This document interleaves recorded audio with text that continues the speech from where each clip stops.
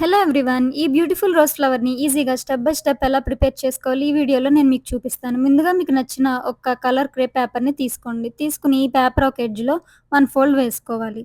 తర్వాత second fold వేసుకొని left హ్యాండ్‌తో పిన్ చేసి రైట్ హ్యాండ్‌తో ఈ ఫోల్డ్‌ని ట్విస్ట్ చేయాలి. ఇదే దీంట్లో important step. Fold and twist, fold and twist. ఇలా మనం పేపర్ మొత్తం రిపీట్ చేయాలి. మీకు కావాల్సిన ఫ్లవర్ సైజ్ బట్టి లాంగ్ ఆర్ షార్ట్ లెంగ్త్‌లో పేపర్‌ని తీసుకోండి. చూడటానికి ఈజీగా ఉన్న ప్రాక్టీస్ చేస్తేనే ఫ్లవర్ చేయగలం. So, first tissue paper or waste పేపర్‌తో ప్రాక్టీస్ చేయండి. ఇప్పుడు ఒక ఎడ్జ్ నుంచి ఈ ఫ్లవర్‌ని లోపలికి ఇలా రోల్ చేసుకోవాలి. రోల్ చేసేటప్పుడు బాగా టైట్‌గా చేయకూడదు. అలా అని బాగా లూజ్‌గా చేయకూడదు.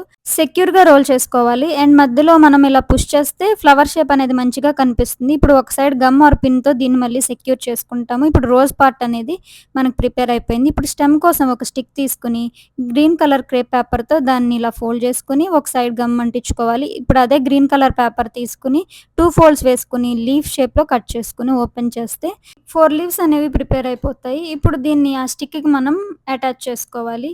అటాచ్ చేసిన తర్వాత ఈ మొత్తాన్ని కూడా మనం రోజ్ ఫ్లవర్‌కి అటాచ్ చేసుకోవాలి. ఇప్పుడు ఈ లీవ్స్ అటు ఇటు పడిపోకుండా గమ్‌తో మళ్ళీ ఫ్లవర్‌కి ఇలా అటాచ్ చేసుకోవాలి. ఇలా చేయటం వల్ల ఫ్లవర్ లుక్ అనేది మనకు మంచిగా కనిపిస్తుంది. చూసారు కదా! రోజ్ ఫ్లవర్‌ని ఇలా ఈజీగా మనం ప్రిపేర్ చేసుకోవచ్చు ఎవరైనా సరే. ఈ వీడియో నచ్చినట్లయితే సబ్స్క్రైబ్